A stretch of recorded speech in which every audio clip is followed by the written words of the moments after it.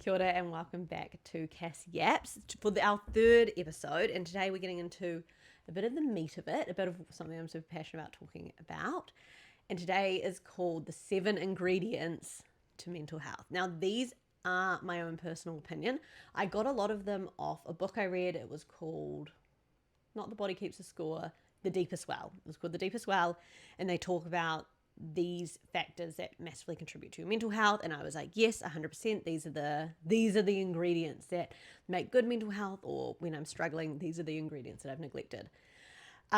So I'm gonna rip into it straight away because I'm not an intro person. All right, so we're gonna go through the ingredients, and then we're gonna go through the ingredients, the list, and then I'm gonna go into each one and talk about the ingredient itself and how it affects your mental health. And it's just going to be a lot of personal experience with each ingredient. All right. So the 7 ingredients for your mental health is sleep, movement, relationship with food, mindfulness, inner monologue, environment, and your relationship with others. Now, those are the things that I find dictate your mental health massively. Now, another special mention, it's not really special, I shouldn't say that. Another important mention to consider is childhood trauma, but I don't have any training in that. I understand it from my own perspective, but I don't have anything that I would want to talk about in a podcast regarding childhood trauma just because I don't know enough. But I do think it's really important that if you are doing all of these 7 things and you feel like you're doing a really good job with them and you're still really struggling and you have like childhood trauma that you haven't unpacked with a specialist or a really close friend or family, or you feel like it still really dictates the way you see the world, then I would start looking into modes of therapy. Something I would recommend if you had massive childhood trauma and you're really wanting to improve your mental health and improve your state of mind would be EMDR therapy. I will do I'll do a little episode on that when I've researched it more, so I can just I need all the knowledge fresh in my brain. I learned about it at uni, but I don't know enough to talk about it right now. So what we are talking about, this is going to be the entire podcast, is me jumping back and forth. But that's fine. I'm okay with that. Are you guys okay with that? Well, you could better. Anyways, 7 ingredients for mental health. Let's start off with the most important, and the one that I like talking about the most is sleep. Sleep is so important, and I never understood how important it was. Never did. I've never actually been a really good sleeper ever since I was a kid, and looking back on it, it was undiagnosed ADHD and anxiety and trauma and lots of things. Also, my diet wasn't that great, and I had no routines as a kid. So as a kid, I didn't have a bedtime routine. Never brushed my teeth. I didn't consistently shower. I'm not going to say I was neglected. I was going to say my family was going through a lot, and maybe my care fell through the cracks a little bit because I'm the third of 4 kids, and there's 10 years between me and my younger sibling, and there's 7 years between me and my older sibling. So when I was a kid, my older siblings, they had learned all of this stuff. I didn't have any of that. So my sleep had always been really horrific, and it wasn't until I started smoking the devil's lettuce, which we've talked about a little bit, that I started sleeping full nights, and I realized how much better my brain worked and how much happier I was because I could sleep. I could just fall asleep when I went to bed and wake up. Now, that's not the most ideal way to improve your sleep, and now I sleep unsupported by the sweet, sweet Mary Jane. But I think it was actually a really necessary part for me to realize how important it was, because I was like, oh my God, everything is so much easier now that I sleep 8 to 10 hours a night. This makes sense. Because, so the reason I realized how important it was is I went from being a flight attendant, so sleep just non-existent or super irregular. Like, even if you feel like you are sleeping a lot and you're doing shift work, you're like, oh yeah, well, I only had like 5 hours last night, and then I had a 2-hour nap, and then, but that's not good for your body, like, because it's all about your circadian rhythm. It's like seeing the sun when you wake up, being awake for the day, and then going to sleep for a long stretch, and that's how you get into, I think it's REM sleep, is the really good stuff. So I'm jumping around again, but I stopped being a flight attendant. Then I had a consistent Monday to Thursday job that didn't start super early. I started at like 1 and I had uni remotely. So I could sleep in when I needed to. And so throughout that first like 6 months of me not being a flight attendant anymore, I realized everything was easier. I felt so much happier, so much calmer. And I was like, oh my God, what is this? And then I realized it was just because I was sleeping consistently, which was wild. And then on top of that, then I built a morning routine and a bedtime routine, and my sleep just got better and better and better and better. And now I sleep so well. And it's interesting because obviously I had a baby a year ago. So it's ironic that I'm talking about how great sleep is. But honestly, he's a really great sleeper. And I reckon a big part of it is because I was a really good sleeper. Nick was a really good sleeper. We took our bedtime routines really seriously. But my whole pregnancy, I slept heaps. We protected my sleep like nothing else when I was pregnant. It was important that I got naps because I was working heaps and, well, not heaps, I was like working a bit. So I got naps. I was in bed. We were in bed like 8 o'clock every night during my pregnancy. And yeah, Nug came out and was an amazing sleeper, is still an amazing sleeper. It will be interesting to see what baby girl is like, because if she's a really good sleeper, I reckon there's something in the fact that you can pass down that sleep. Also, somebody might tell me I'm talking bullshit. Either way, sleep is so important for your mental health because your brain cannot process information if it is not had enough sleep, right? Like, it's trying to make yourself problem solve and deal with your feelings and deal with everything when you're sleep deprived. It's just not fair. Like, you're not giving your brain the proper resources to deal with life if you're depriving it of sleep. And I think so often people are like, oh no, I just don't need that much sleep. You do. 100% you do. There's a podcast. I'll link some resources that I've listened to with more sciencey kind of things and less opinions down below. But it's like everybody needs it between 8 to 10 hours. It's super important. And especially women, when it comes to our cycle, we need more and less depending on where we are in our cycle. So it's so important to just prioritize it. And when it comes to prioritizing it, I would talk about circadian rhythm, so seeing the sun in the morning, having a clear morning routine and night routine so your brain knows, okay, we're getting up now, and okay, we're going to sleep now. And like really no screens in your bedroom. Obviously when I first started this, that would have been ridiculous. I'm like, there's no way I'm leaving my phone on the kitchen bench. Now, 3 years into my wellness journey, my phone never goes into our bedroom. I feel naughty if I have my phone in my bedroom ever, because I'm like, oh my God, it's not allowed to be in here. That's just a rule that I've given myself because it's so stimulating for your brain to be seeing a screen and then going to sleep. So those are my recommendations. If you are looking to start bettering your mental health, start with your sleep, because if you are doing all the other stuff and you're sleeping 5 hours a night and it's really broken and it's not consistent, it's like you're starting the game on the back foot. Like, you don't want that. You want all the resources, so you want to be fixing your sleep. Sleep, sleep, sleep, sleep, sleep. I love sleep. I'm so passionate about it. Please sleep. Please, please, please, please, please, please, please, please, please. Also, though, disclaimer, if you're going through a period where you've got a baby that doesn't sleep, it is a chapter, all right? Eventually they will sleep, and try to find where you can improve your sleep hygiene and all those things around it. Like, if we had a really bad sleeper, I would be so much more strict on like screen time. I would be so much more strict on like what we were eating closer to bed. I'd be way more strict on like what we're doing in the morning. I would be scheduling in naps. Like, you can't change the fact that your baby doesn't sleep if that's the reality of what's happening. Or if you're going through really hard times in your life where sleep isn't as accessible and you can't be having these big morning routines and night routines and all that kind of stuff. So you need to pinpoint things that you can improve. Food, lighting, screen time, stimulation, how much stress you're engaging in right before sleep is huge. Like, if I was really struggling to sleep and there's so much stuff going on, I would be making sure that like an hour before I went to bed, I wasn't having stressful conversations. I wasn't watching stressful movies. Everything was low cortisol and boring and soft music. And yeah, it seems ridiculous, but your sleep is worth it, 100%. I hope that covered some sleep stuff. All right? Because I could talk about sleep for an entire podcast episode. And also let me know if you want me to, because I could do a lot of research and get all the sleep knowledge at the front of my brain and then talk about it heaps. I also could get a sleep specialist on, which I would love. I'm just going to do that because I want to, not because you guys want me to.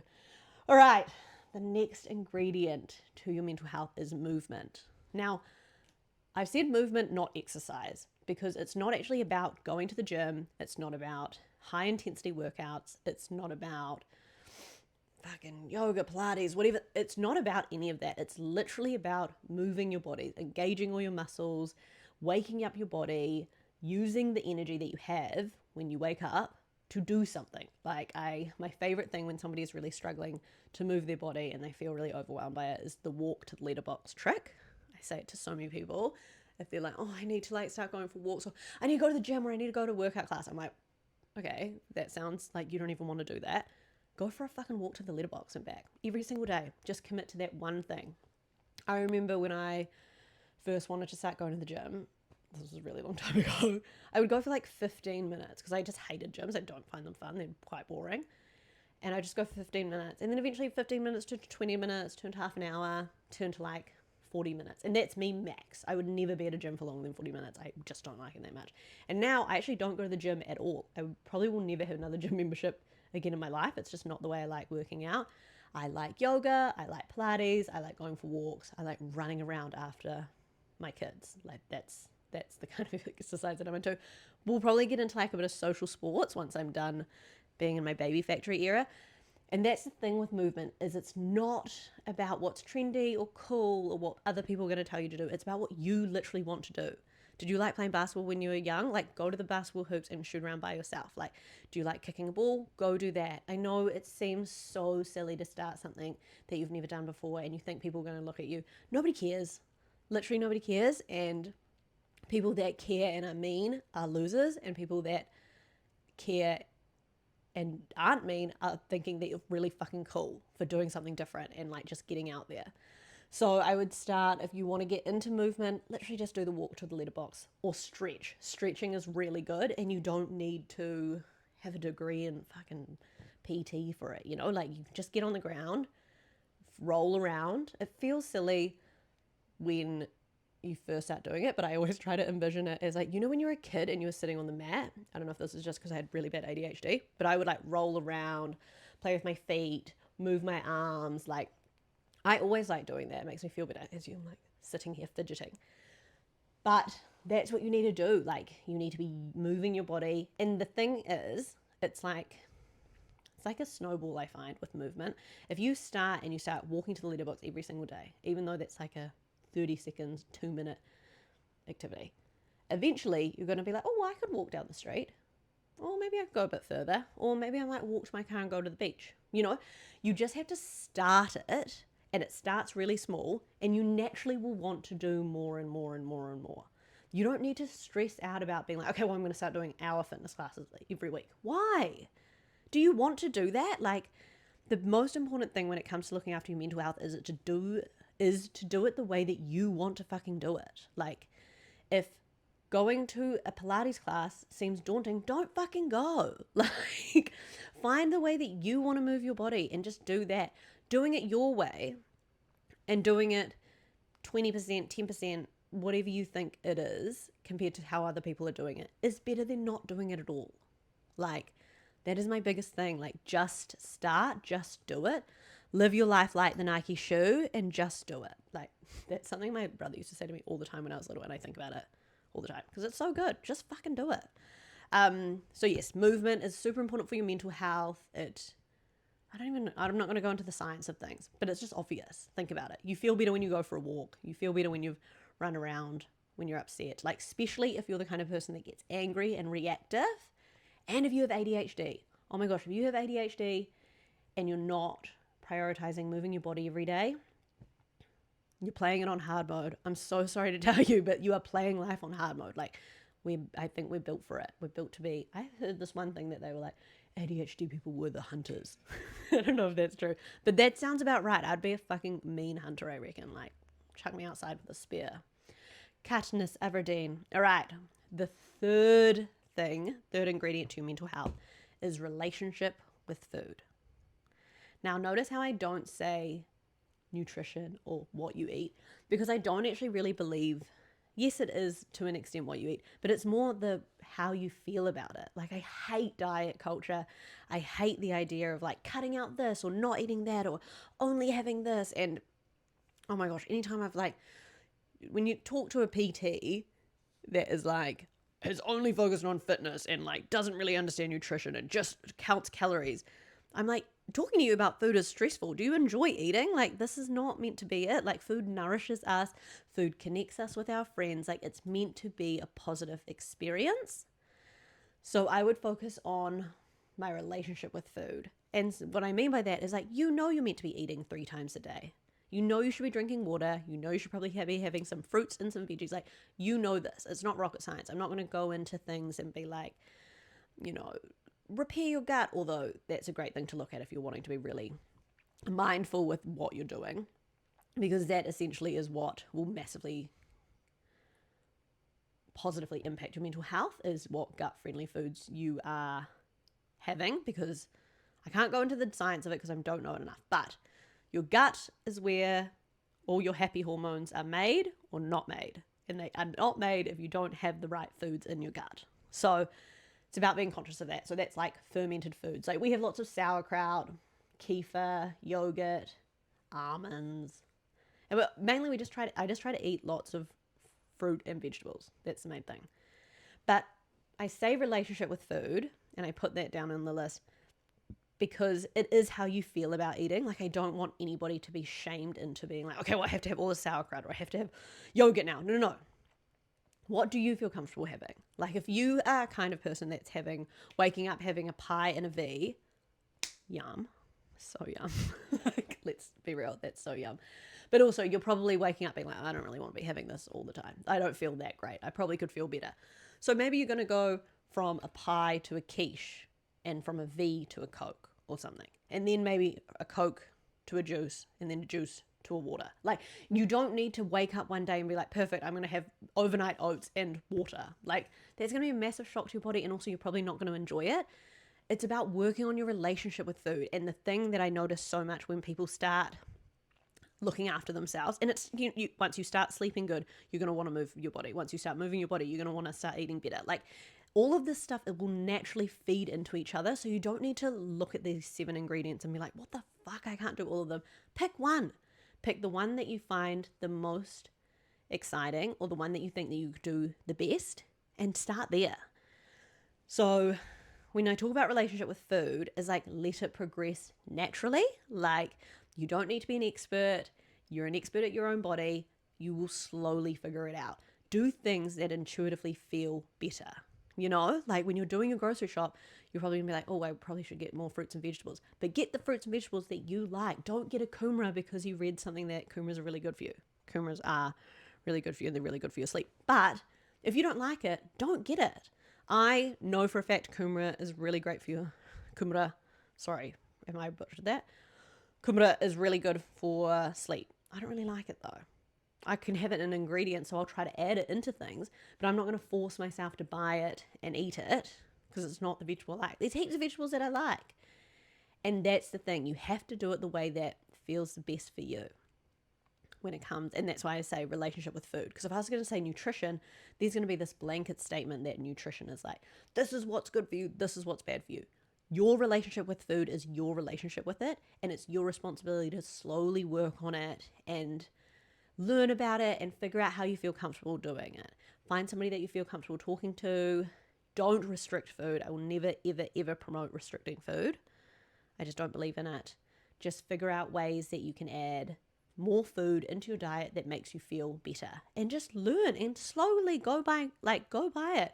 If you have something, say you have an entire punnet of berries and you're like, oh, I feel mean. Google it. Why did that happen? Like, if you had this food and it made you feel a bit, what was that? Maybe I won't have that again. Listen to your body. Don't over-educate though. Now, actually, I take that back. Don't actually Google stuff about food. Just enjoy it. And if you are curious about how things are, like, just look into, this is actually a really tough topic to talk about because I know lots of friends that have struggled with eating disorders, and it's such a slippery slope, and this is why it's such a hard thing to talk about.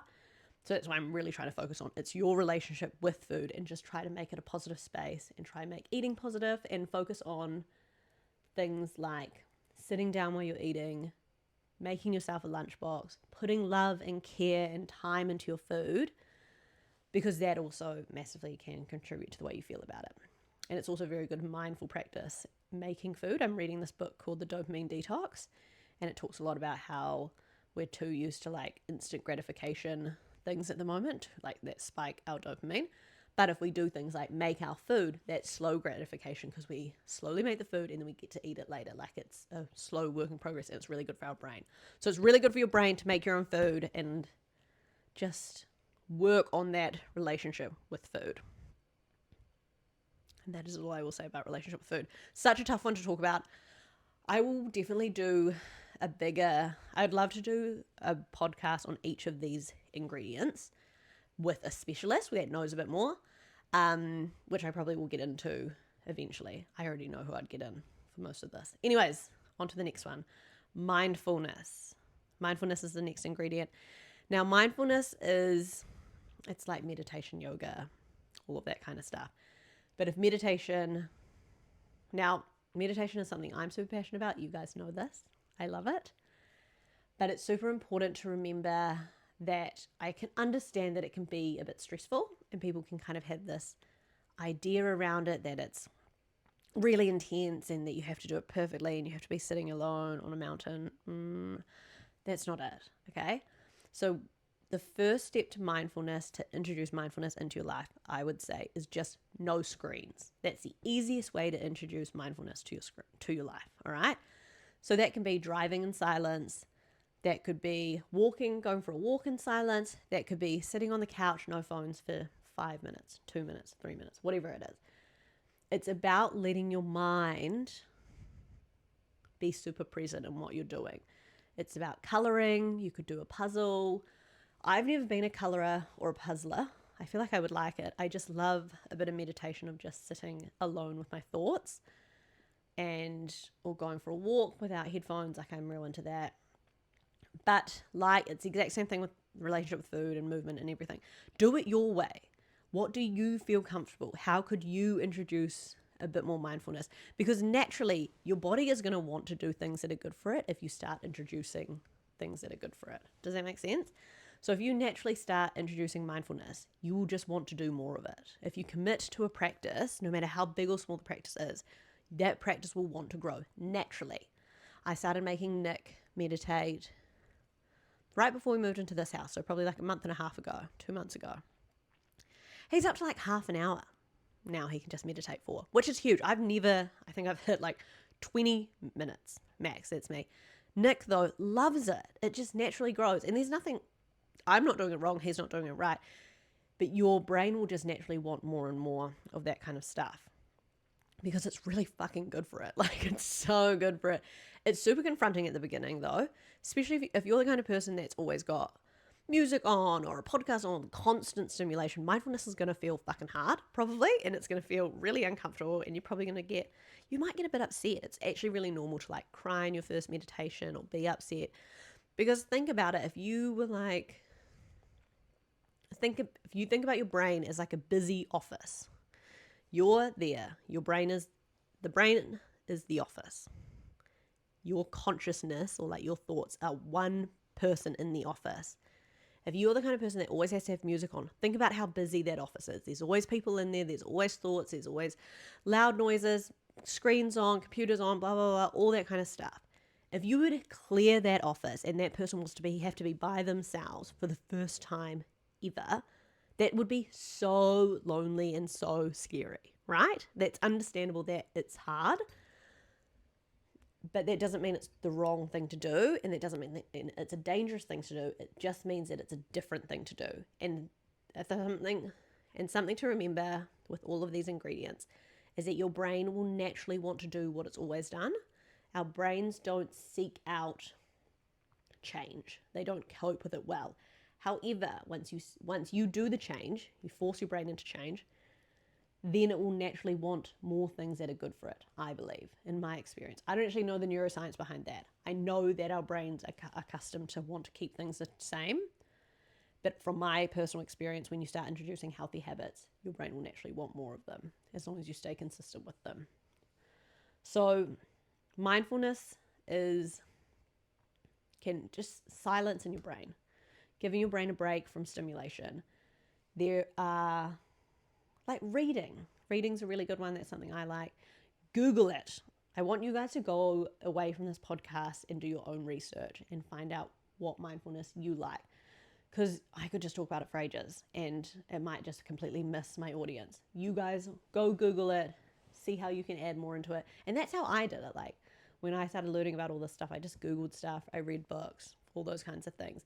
And I really want my podcast to obviously give information, but I want it to more inspire you guys to start your own journey and start asking your own questions. Like I don't want to be this encyclopedia for you. I want to be this person that triggers thoughts for you guys to go and do, because it's not going to work if I'm trying to answer everybody's questions and provide positive, perfect information for everybody, because it's just not it. Like so many people are going to be like, oh no, that didn't hit for me, or that wasn't right for me. And that's cool. But as long as I've got you guys thinking and I've got you guys inspired to go and do your own research, because then you did that. You helped yourself. Like this had nothing to do with me. When you guys make these changes, you did them. It wasn't me. It was just you. Okay? I believe in you. You guys are great. Next one is your inner monologue. So your inner monologue and mindfulness are different things. Mindfulness is kind of creating silence in your brain. Your inner monologue is noticing how you talk to yourself in your brain. Are you prone to being like, oh my God, you're such a screw up, or look at you, you've messed this up? Like, are you prone to have quite a negative voice, or are you prone to have quite a positive voice? One thing I read once was that the voice in our head is just an accumulation of all the voices we heard growing up. So it's not even our voice. Like it's not even, it's meant to change. It's not this like, it's a very fluid thing, your inner monologue. You can change it. You can always change it. It is going to be harder the louder everybody else's voices were growing up, 100%. But that doesn't mean that you can't change it. I, for one, massively changed it. I remember I found out that it was like in 2021, beginning of 2021, I listened to this TikTok and it said, I don't know if positivity works, but I know negativity works. If you say something negative out loud, it's 3 times more likely to come true. And I was like, whoa, what the fuck? I used to make such self-depreciating jokes. Like, oh, of course I fucked that up. Or, oh, no, I forgot that because I'm just like useless. Or, of course I dated a guy that fucked me over, like typical cat. Like so much just, I was trying to be funny and stuff. And I was trying to connect with people, but it was like a lot of self-depreciating humor. And I was like, oh my gosh, if I am saying that stuff and it's like making things happen, I'm obviously not going to do that anymore. I don't want those things to happen. So I made a pact to not say negative things about myself. And the next 6 months, my entire life changed. I got this job, like an incredible nannying job. I got given a car with the job. I got offered a PR internship. I started making all these new friends. I got arrested, which was like pretty gnarly, but that was actually needed for me to grow up. And so much stuff got a lot better. Things got better more than they got worse. And ever since then, I've just been like that. I don't say negative things about myself. I try to speak really positively about myself out loud and in my brain. It doesn't always work, but I can honestly say, like 3 years ago when I started doing this, I lived in my parents' garage and I was wildly depressed. And I had just gotten out of a relationship that was obviously not my forever person. I didn't really know myself and I was fucking pretty sad. And now I'm super happy. I wake up every day like excited for life, and that's it. That's all you really need to know. It's just the best thing. And I think really changing my inner monologue has so much to do with that, and it's so hard. I find it's easy for me to do day to day, but when something goes wrong, can be so horrible to myself. Like even I find it when Nugget gets sick. I'm straight away like, oh my God, I didn't give him enough food. He wasn't wearing a jumper. I let him go outside. Should I have put socks on him? Did I let him go around people that were sick? Did I not notice they were sick? Oh my God, has he got another kid sick? Why am I so useless at this? Like I will spiral when things go wrong, especially like I notice it a lot around money. My inner monologue can be really bad. Like we've obviously recently started a business. I manage our money. We've just moved into a new house, so we had to buy some new furniture. So I'm trying to manage the money and I'm, feeling like I'm not doing a good job. And straight away I'm spiraling. I'm like, oh my God, why can you never manage money? You're like never going to be good at this. Like blah, blah, blah, blah, blah. You're just a poor kid pretending, like so much stupid thoughts that I would have. And Nick's really good at being like, that's not fucking true. Don't talk about yourself like that. And nothing upsets Nick more than when I go on these rampages of being mean to myself. And so he's made me really aware of them. So it's a constant thing that you need to work on. And it's a lot harder than the other ones to work on because it's not as much, there's not as much dopamine connected to working on your inner monologue than there is from like going for a walk and stuff. Like the inner monologue, I think, is probably the hardest thing on the list because it's all accountability and there's no one really checking in on you and there's no one really, and you don't really get to see results in the physical world. You just feel better, so much better, and you're actually able to I find problem solve better when you're not jumping down your own throat being like, you're useless, you suck. So it is really beneficial to do and to look after yourself and to improve your inner monologue. But I have to be real, it's a fucking journey. Like it's such a journey. I encourage you to do it. I encourage you to stick with it. But to be real, it's definitely, I think, the hardest one on this list would be the inner monologue. And it's the one that so many people forget. And it's so often, it's the most important thing though, because like, how many people do you know that, you know, look after themselves and they, you know, move their body and they sleep and they've, you know, got all these things, they've got nice partners and environment, but they just seem miserable? Those are people that have bad inner monologues. If they have everything else on this list, but they still really struggle with their mental health, it's most likely an inner monologue, and that most likely stems from childhood trauma. So that's why I'm saying if you do have really big childhood trauma, it will come up in your inner monologue. And it is important to be really mindful of that and seek professional help if needed. And if you feel like you can't change it yourself. And that's, actually no, I'll talk about EMDR therapy in another thing once I've researched it a bit more and I feel confident talking about it. Okay, the next thing on the list is environment. So your environment is where you physically are. Big part of it is like your home, if you have a home, if you're flatting, your bedroom, your space, the thing that only you can control, keeping it the way that you want to. And like, I hate saying clean because everybody's like, criteria for clean is different, but I find it best like minimal clutter, minimal stimulation for me works really well. Also when you have like a toddler that's grabbing everything, ideal. Making my bed in the morning makes me feel better. Having clean clothes makes me feel better.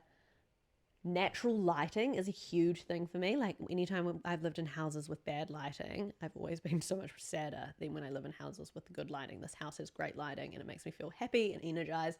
Opening your curtains, getting outside, getting into nature.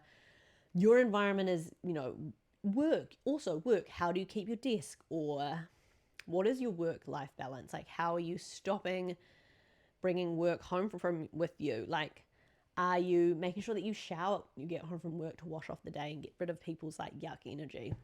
I find that can be really good. Your environment's it's hard to give advice because everybody's environment's so different. But the point of it being on the list is that it needs to be thought about. It needs to be intentional. You need to be considerate of how you're letting that space feel, how messy it is. And does the mess really stress you out? And then are you one to just like ignore it because you're like finding it really overwhelming? How can you make that better? Like for me, I'm like, if I put some music on, I can clean, but no music on, can't do anything. Also, I need to be like home alone. I do the best like cleaning and like organizing. If Nick's there, I'm like obviously just wanting to hang out with him. So I'm like a bad cleaner when Nick's home. Little things like that, noticing how you can set yourself up to have the best environment. Also, and this is huge, being able to leave an environment if it's really not working for you. And I say this from a place of privilege, obviously. Sometimes you can't leave, but working towards leaving if you can't leave straight away. If you know a place is really negatively impacting your mental health, it needs to be on the horizon that you can leave, that you should leave. How do you start moving in that direction? And it's so easy to be like, oh no, I can't leave. Like it's just too hard. I can't handle moving. Things are always going to be hard in life. And struggling with your mental health is something that people just accept. And they're just like, oh, well, this just is what it is. We just have to live here. We just have to do this. It's just like that. And one thing I've noticed heaps in the last couple of years since I was just like, no, my mental health comes first. So many things that I thought I could not do because it was like too hard or too stressful, I could do, and they were always worth doing. And so give that some thought if you're like, oh, maybe I could make it better. And also, people are like, oh, well, what about if I move and it doesn't get better? Then you move again. Or then you figure out what other part of the ingredients you haven't quite gotten. Like, I think we're so petrified to make mistakes, we just don't do anything. And then it gets worse and worse and worse. And from somebody who's made so many mistakes, they're the best things. And that's like, once you get to that point where you realize that, everything gets easier. Mistakes are so your friend. Oh, the baby's just woken up. And I hope Nick can hear him. Oh, I have his phone. Nick would have heard him. He would have heard him. He has heard him.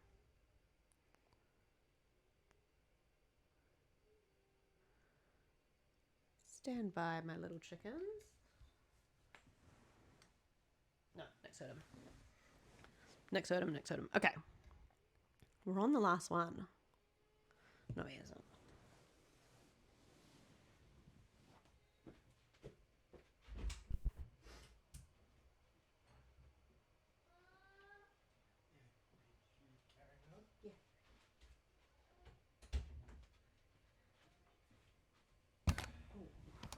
Nick has heard him. And he's got him. All right.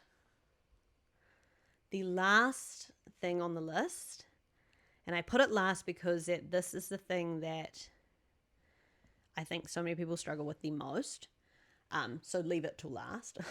Like, if you can get everything else sorted and then you smash this one out, you're going to feel really confident. Like, if you're sleeping good, eating right, moving your body, talking to yourself, this part will feel easy because your body's already looking after itself so well. And the final one is your relationship with others. I think so often we think that we can be happy enough and healed enough and all these kinds of things to make up for the way other people treat us. And that's actually not the reality. If you are constantly around somebody that puts you down, that makes you feel bad, that doesn't build you up, or that just stresses you out. Like, if you're around people that are always talking about how hard work is, how they have no money, how much they want to get on the piss, like how, negative, like always complaining, you're going to naturally complain. Like, if you are surrounded by people that have really bad relationships and their partners treat them like shit, like, what are the odds of you having a partner that treats you really good? Because what would you even talk to them about?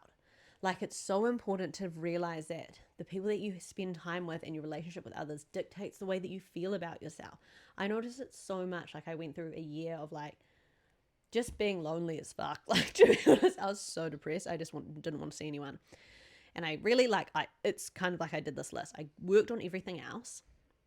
And then the more I started hanging out with people, the more I would notice when somebody would like stress me out because they would just be like complaining, or everything would be stressful. They'd be reacting to stuff and be like, oh my God, I can't believe they said this, or I can't believe they did this, or I'm not going to be able to pay for that. And you're just like, oh my God, I'm so stressed. And this is why I always put it last, because I'm like, if you fix everything else, you're not broken. If you focus on all the other ingredients and you get all those other ingredients, this one will be a natural byproduct. You won't be able to ignore the way somebody treats you if you're looking after yourself. The reason so often we get into a place where we have heaps of people that treat us badly or stress us out or don't really add value or whatever is because we're not even doing that to ourselves. Like, if we're not looking after ourselves, we're not going to notice that our friends don't have our backs because we don't even have our back. So once you do all that stuff, this is like a natural succession.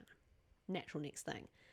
You will want to be around people that do the same things, that make you feel happy, that build you up, that add positive energy, like positive energy to the space.